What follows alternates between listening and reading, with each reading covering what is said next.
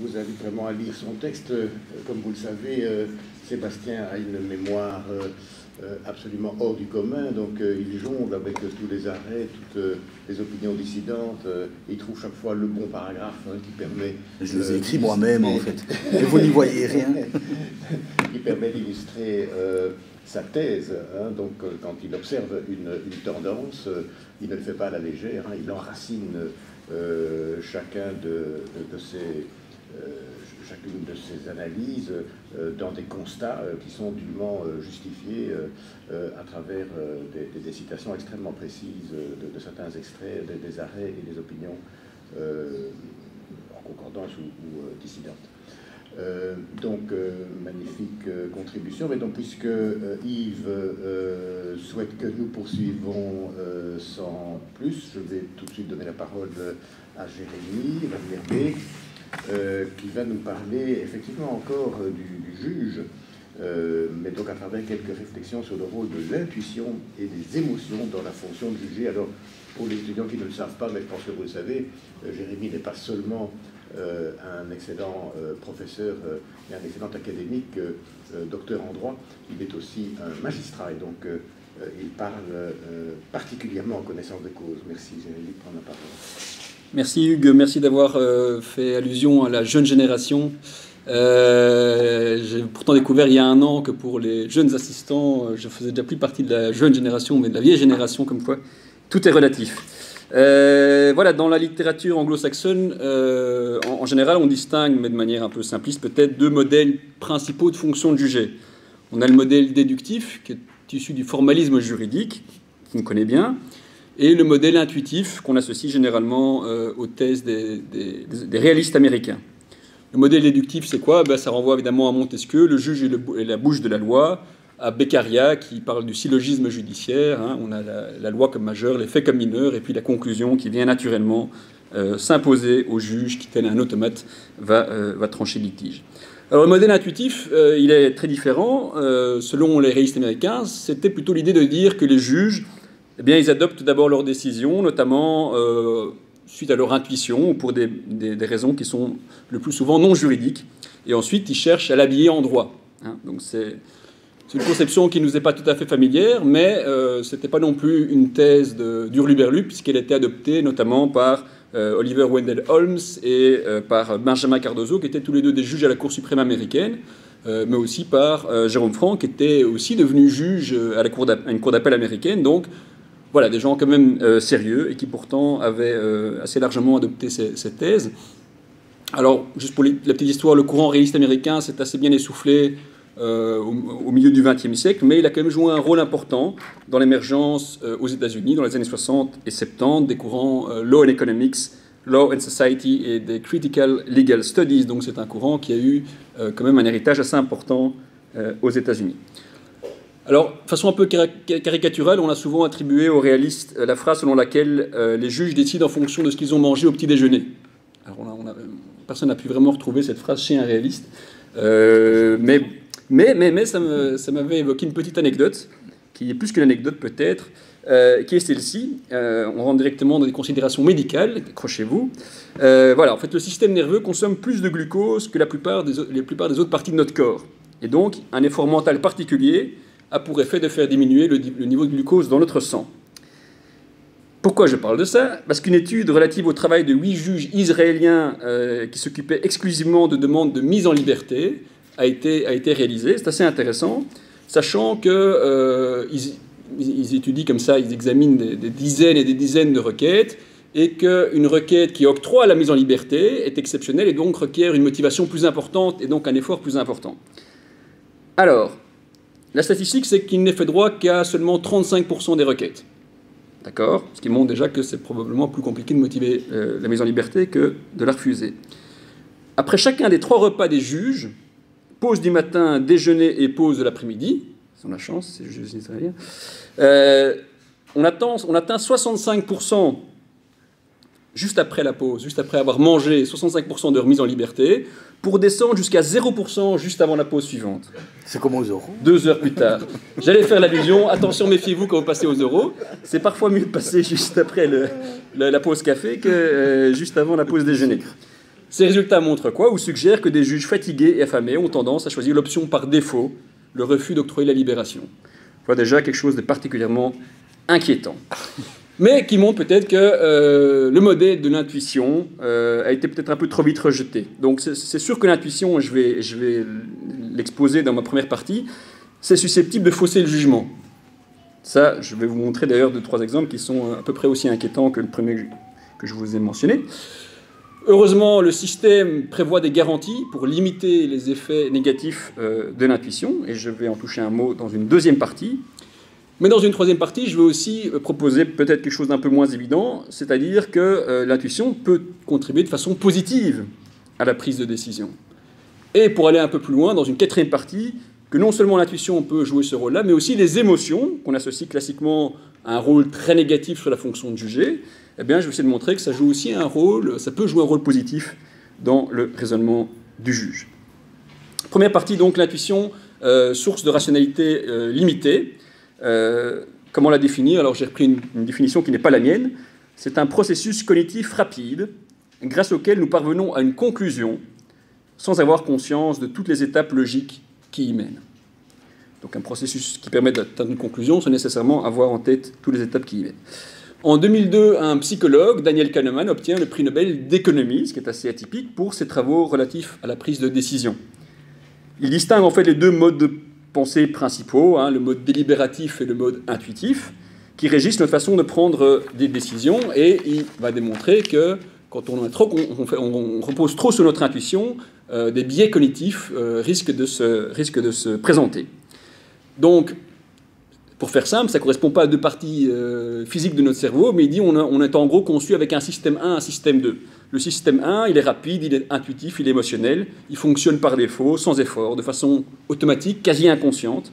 Il est réticent à l'ambiguïté ou au doute qu'il tend à ignorer, et il aime voir partout des intentions, des liens de cause à effet, il aime bien une idée de vision du monde la plus cohérente et harmonieuse possible.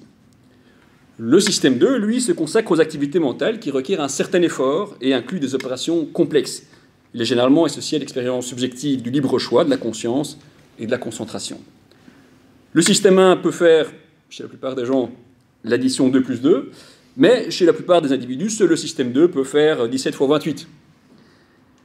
Aussi, par exemple, si on réfléchit sur une autoroute, si tout va bien et que l'autoroute est dégagée, on peut discuter de choses assez complexes avec le passager, mais s'il y a un accident ou s'il y a des travaux, on se rend compte tout à coup qu'on doit interrompre la conversation parce qu'il faut activer le système 2, puisqu'on ne sait plus vraiment fonctionner sur notre système automatique. Donc, le système 1, c'est le pilote automatique. Le système 2, il est plus lent. Il est aussi paresseux. Il fatigue vite. Il a besoin de sucre, on l'a dit tout à l'heure. Et il n'intervient qu'en cas de configuration un peu plus inattendue ou complexe. Et parce que ce système 2 est paresseux, que le système 1 a tendance à prendre la première place, eh bien, on a évidemment un risque de biais cognitif. Je vais vous donner quelques exemples rapidement. Le premier biais cognitif, il y en a beaucoup. Le système 1, c'est vraiment une machine qui tend à tirer des conclusions de manière un peu hâtive. Il ne retient pas les interprétations alternatives, il a une espèce de prédisposition à croire et à confirmer, et il délaisse au système 2 le doute, l'incertitude qui demande de l'effort et crée de l'inconfort. Il appelle ça l'effet Wysiati, what you see is all there is, ou selon la traduction française, covera, ce qu'on voit et rien d'autre. Donc en général, on a tendance à plutôt suivre ce qu'on voit ou ce qu'on entend, plutôt que ce qu'on n'a pas vu ou pas entendu. Expérience dans le milieu judiciaire, dans laquelle les participants devaient prendre une décision dans un litige relatif à l'arrestation d'un représentant syndical suite à la plainte d'un employeur. Qu'est-ce qui se passe? Un groupe, on présente la thèse d'une partie, l'autre groupe, la thèse de l'autre partie, et au troisième groupe, eh bien, on présente les thèses des deux parties. Alors, assez logiquement, le groupe qui a entendu la thèse d'une partie tend à penser que c'est la bonne solution. On peut l'imaginer, c'est assez clair. Ce qui est par contre très intéressant, c'est que dans le groupe qui a entendu les deux thèses, on a un doute beaucoup plus important sur la bonne solution à adopter. Et donc, je pense que ça montre évidemment bien... D'abord, Kahneman, lui, montre au niveau psychologique que ça montre que la cohérence d'une histoire nous importe souvent plus que son caractère complet, mais ça nous invite aussi à comprendre l'intérêt, dans un procès, d'avoir le respect du contradictoire pour entendre les deux versions. L'effet d'ancrage est aussi particulièrement intéressant. Il intervient quand des personnes à qui on demande de faire une estimation numérique sont exposées préalablement à un chiffre, à une valeur particulière. Cet effet d'ancrage montre que le chiffre qu'on a donné, cette valeur, va fournir un point de départ qui va ancrer le processus d'estimation. Donc en fait, on va être relativement incapable de faire comme si ce chiffre n'avait jamais été donné. On va forcément pas l'adopter tel quel, mais on va être influencé par ce chiffre. Et donc on lui donne finalement un poids qu'il ne devrait pas avoir sur l'estimation initiale. Alors là, deux cas particulièrement interpellants, me semble-t-il. On a présenté à des juges allemands, des juges avec une expérience professionnelle de plus de 15 ans, le cas d'une femme arrêtée pour vol à l'étalage. Alors ensuite, on leur a demandé de jeter une paire de dés qui était truquée, de telle sorte que les magistrats soit obtenaient un 3, soit obtenaient un 9. Avec un dé? Avec 2 dés. 2 dés. Il y a des dés avec 9 faces. Mais cela dit, c'était donc 2 dés, une paire de dés, et truqués, donc soit ils obtenaient un 3, soit ils obtenaient un 9. Ensuite, on leur demandait de déterminer la peine qui devait s'appliquer à ce vol à l'étalage. Évidemment, personne ne leur disait, prenez en compte ce jet de dés, on leur demandait juste de jeter les dés, et puis réfléchissez au cas et prononcez la sentence. En moyenne, les juges qui avaient obtenu un 9 ont retenu une peine de 8 mois d'emprisonnement contre 5 mois pour ceux qui avaient obtenu un 3. Ça, c'est l'effet d'ancrage. Deuxième exemple, plusieurs juges se sont vus présenter, donc de nouveau des juges professionnels, à un cas dans lequel la victime d'un accident causé par un conducteur d'une société de transport avait subi d'importantes séquelles. Et les deux parties, on le sait, avaient essayé de conclure une transaction, mais elle n'avait pas abouti. Certains juges n'étaient avertis que du fait que la victime demandait une somme importante, sans autre précision, donc pas d'effet d'ancrage, en guise de dédommagement. D'autres, qui ont été soumis à cet effet d'ancrage, étaient informés du montant demandé, à savoir 10 millions de dollars. Alors que le premier groupe avait adopté un montant moyen de 800 000 dollars, celui du second groupe s'éleva à 2 210 000 dollars. Voilà l'effet d'ancrage qu'on peut avoir sur des magistrats professionnels. Voilà pour les inquiétudes, pour ceux qui sont déjà en train de transpirer à grosses gouttes à l'idée d'avoir un jour leur cas soumis à une autorité judiciaire. Heureusement, le système offre quelques garanties pour limiter justement ces biais cognitifs. Alors, je les évoque très rapidement parce qu'ils sont connus. Le premier, c'est le principe du contradictoire, je l'ai évoqué tout à l'heure, pour empêcher cet effet Covera ou Isiati, et qui évidemment évoque l'importance ou la vigilance particulière par rapport aux procédures par défaut. Mais en même temps, on voit que le Chater a assez récemment considéré que lors des procédures par défaut, le juge devait assez facilement faire droit à la demande, même en l'absence de l'autre partie, sans soulever, comme il le faisait avant, tous les moyens qu'aurait pu soulever cette partie. Ensuite, le principe de collégialité. Alors, une des meilleures garanties contre la mauvaise intuition ou l'émotion un peu purement subjective, c'est en effet de la confronter aux réactions d'autres collègues. Je crois qu'il est essentiel de conserver ce caractère collégial à toutes les juridictions, certainement aux plus hautes instances. Malheureusement, de nouveau, la tendance du Chater a été de limiter drastiquement la collégialité, avec forcément une baisse de qualité, un risque de subjectivité qui me paraît nettement augmenté. Troisième garantie, le délai du délibéré. Les juges ont 1 mois pour rendre leur décision, et même s'ils ne respectent pas ce délai, il n'y a pas de sanction. Pourquoi est-ce qu'ils ont 1 mois? Ça va parfois plus vite, parce que c'est nécessaire de pouvoir laisser reposer un peu le dossier, de pouvoir dormir dessus. On peut réagir à chaud par rapport à des processus inconscients, par rapport à une impression d'audience qu'on a pu avoir, un avocat qui présente bien, qui s'exprime bien. Quelques jours plus tard, ou le lendemain, on a dormi dessus, on est confronté surtout aux pièces objectives du dossier, et on peut récupérer une objectivité qu'on a pu éventuellement perdre juste après l'audience.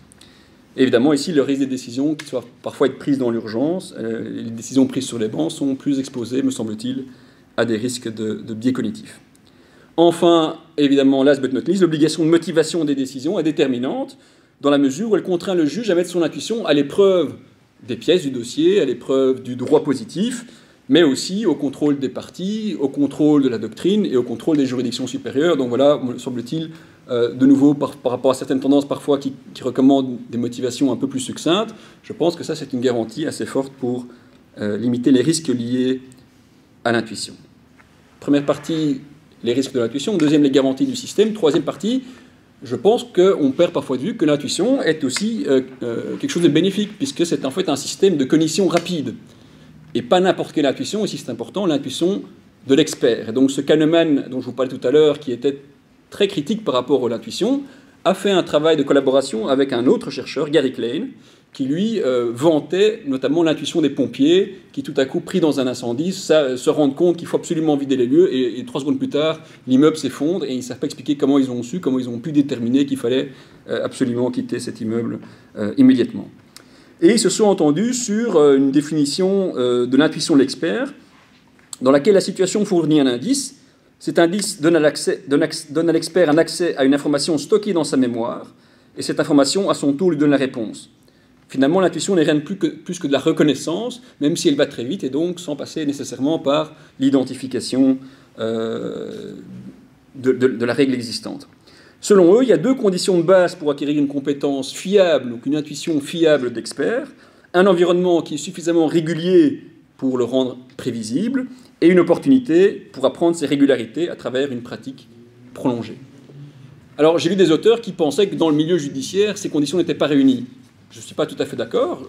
Évidemment, je suis le premier à l'avoir dénoncé, la sécurité juridique absolue est un mythe, mais il y a une certaine prévisibilité qui résulte d'une certaine récurrence de décisions. Il y a des jurisprudences constantes. Il y a une pratique qui fait que, à mon avis, mais c'est un avis éclairé, quand je siège avec mes 2 collègues de la Cour d'appel de Bruxelles qui ont l'expérience nettement plus importante que moi, je me rends compte souvent que leur intuition est plus affinée que la mienne.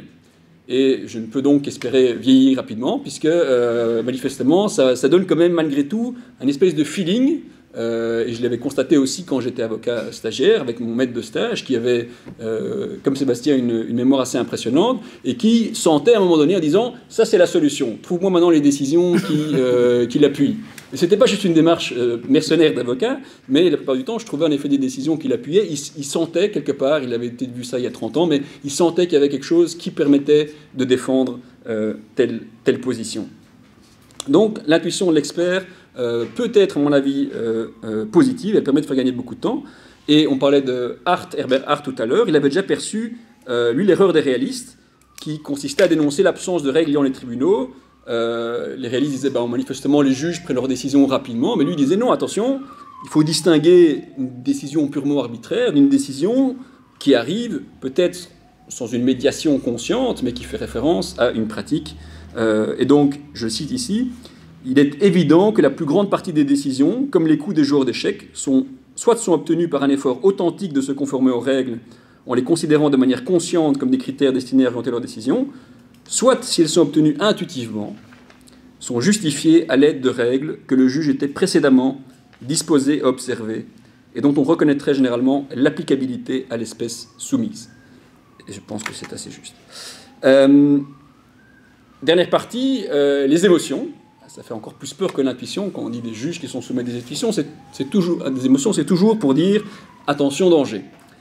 En tout cas, certainement depuis Descartes. Alors, là, j'ai lu un autre auteur qui est Antonio Damasio, qui est un spécialiste des neurosciences, et qui, lui, remet en cause cette espèce d'appréhension qu'on a par rapport aux émotions.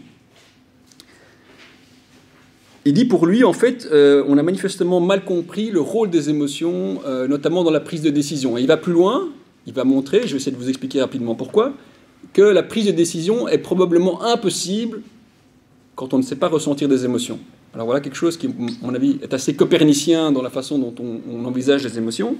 Et il part, en fait, il est parti de différentes études et cas historiques, et il a constaté que la lésion, je m'excuse pour les termes techniques, mais enfin, vous retiendrez l'idée principale, de la région ventromédiane du cortex préfrontal, était systématiquement accompagnée de déficits dans la faculté de raisonnement et de prise de décision, mais aussi dans la capacité d'exprimer et de ressentir des émotions. Il évoque un cas assez célèbre, apparemment celui de Phineas Gage, qui travaillait dans la construction de chemins de fer dans l'Ouest américain, et qui, en 1848, subit un accident. Il y a une explosion et une barre de fer lui traverse la tête. Eh bien, il se remet apparemment parfaitement bien, c'est une survie miraculeuse, physiquement en tout cas, il récupère toutes ses facultés, mais on constate que, alors qu'il parle, que manifestement il a l'air de bien raisonner, un changement radical de personnalité. Il se révèle incapable de ressentir des émotions, mais aussi de programmer ses actions dans l'avenir, de respecter les conventions sociales et de faire des choix de vie judicieux. Et Damasio va montrer en fait et là je ne peux pas trop m'étendre sur l'aspect un peu plus technique que je résume déjà fort dans la contribution écrite, de l'interaction très forte qui existe entre le cerveau et le corps, et le rôle des émotions pour la survie. Instinctivement, en effet, la peur, on voit un monstre qui arrive, on ne réfléchit pas 10 secondes se dire est-ce que c'est un gentil ou un mauvais monstre, on part en courant. Eh bien, il montre que pour toutes les émotions primaires qui jouent ce rôle de survie, au fur et à mesure, de nouveau, on rejoint l'expérience, on affine, si vous voulez, ces émotions s'affinent, et des émotions secondaires se développent sur base d'expériences qui permettent de, ce qu'il appelle d'avoir des indicateurs somatiques, d'avoir une espèce de sentiment ou de réflexe par rapport à qu'est-ce qui est bien, qu'est-ce qui n'est pas bien. Il dit que c'est indispensable pour la survie, mais c'est aussi indispensable pour le fonctionnement au jour le jour. Et donc il dit par exemple quelqu'un qui serait comme le modèle cartésien l'imposerait, quelqu'un qui prendrait une décision parfaitement rationnelle après avoir évalué toutes les possibilités logiques et rationnelles, il dit que ce serait quelqu'un probablement avec un gros problème psychologique. C'est pas comme ça qu'on fonctionne d'habitude. En fait, les émotions, dit-il, permettent vraiment de faire une espèce de raccourci qui permettent, sur base en effet d'expériences répétées, d'exclure un certain nombre de scénarios improbables ou non souhaitables et d'aller plus vite vers la bonne solution. En fait, c'est une espèce de système de raccourci qui permet assez vite de se diriger vers le scénario le plus agréable ou le plus convaincant. Alors, lui, évidemment, il n'examine pas sous l'angle de la fonction de juger. Il dit que ça peut être des choses dans la vie de tous les jours.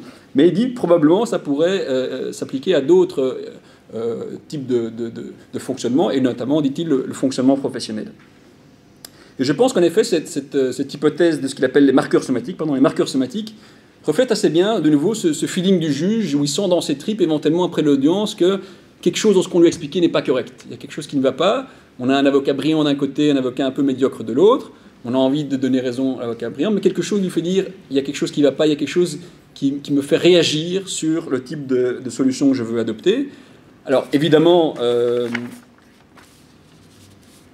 Alors, ça présente, à mon avis, une utilité parce que ce type de marqueur somatique ou cette intuition permet, à mon avis, assez vite, dans le cas du délibéré et dans le cas de la recherche de la décision, d'aller justement faire des recherches pour voir si cette solution, qui nous paraît instinctivement peut-être la meilleure, est la bonne, quitte à changer, mais en tout cas de ne pas explorer à l'infini tous les scénarios possibles qui pourraient se présenter. En amont aussi, pendant le procès, pendant l'audience, peut-être de pouvoir entendre telle partie ou telle personne. Les émotions permettent aussi de sentir peut-être une personnalité, d'avoir un certain ressenti pour juger par exemple de l'authenticité d'une déclaration d'un témoin ou d'un inculpé.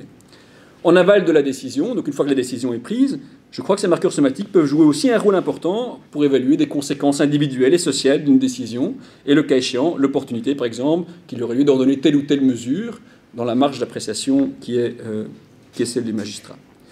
Alors à nouveau, il ne faut pas tomber dans l'autre extrême et idéaliser le rôle des émotions dans la prise de décision. Les émotions purement subjectives vont souvent, comme le craignait d'ailleurs Beccaria, jouer un rôle perturbateur dans la faculté de raisonnement. Tout ce que je veux essayer de souligner ici, c'est qu'il faudrait accepter, et là on est vraiment en rupture radicale avec notre culture juridique positiviste et cartésienne, que les émotions qui sont issues de l'expérience, une expérience informée, contiennent des informations qu'il est non seulement contre-productif, mais il est aussi impossible d'ignorer. Donc il faut en tout cas entendre ce qu'elles nous disent. Il est par ailleurs indispensable que le magistrat, qui est conscient quand même des risques que son esprit encourt, et je pense qu'ils le sont insuffisamment, on n'a aucune formation sur ce que je viens de vous expliquer, se prémunisse de ces biais par un processus qui est toujours renouvelé, un processus de vérification. Alors je pense que Descartes avait peut-être commis une erreur. C'est l'erreur de Descartes, c'est le titre du livre de Damasio, en isolant la raison du corps et des émotions. Mais par contre, il a eu raison, je pense, de mobiliser le doute comme procédure d'objectivation. Et notre système prévoit un certain nombre de garanties, je l'ai dit, qui permettent de susciter ce doute et d'entretenir ce doute. On ne peut que regretter que parfois le législateur ne s'en soit pas rendu compte et que ces garanties soient parfois mises en danger. Je vous remercie de votre attention.